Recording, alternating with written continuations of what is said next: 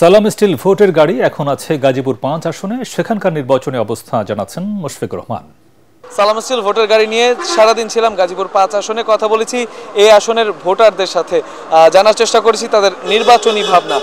তারা যেটা জানিয়েছেন যে এই এলাকা একটা কৃষি প্রধান এলাকা এবং গাজীপুর-৫টা কিন্তু সিটি কর্পোরেশনেরও কিছু অংশ পড়েছে এবং সেখানে ইন্ডাস্ট্রি করার কিছু সুযোগ রয়েছে, আবার কৃষির উন্নয়নেও ব্যাপক কাজ করার সুযোগ রয়েছে। শিক্ষার প্রসারের কাজের কথা তারা বলেছেন এবং তারা বলেছেন যে ঢাকার সাথে যে যোগাযোগ ব্যবস্থা সেটা আরও উন্নয়ন করবেন যিনি, সেই প্রার্থীকেই আসলে তারা দেখতে চান নির্বাচিত হিসেবে। প্রার্থীরা কিন্তু আসলে ভোটারদের দ্বারে দ্বারে গিয়ে ভোট চাইছেন এবং নানা প্রতিশ্রুতি দিয়েছেন।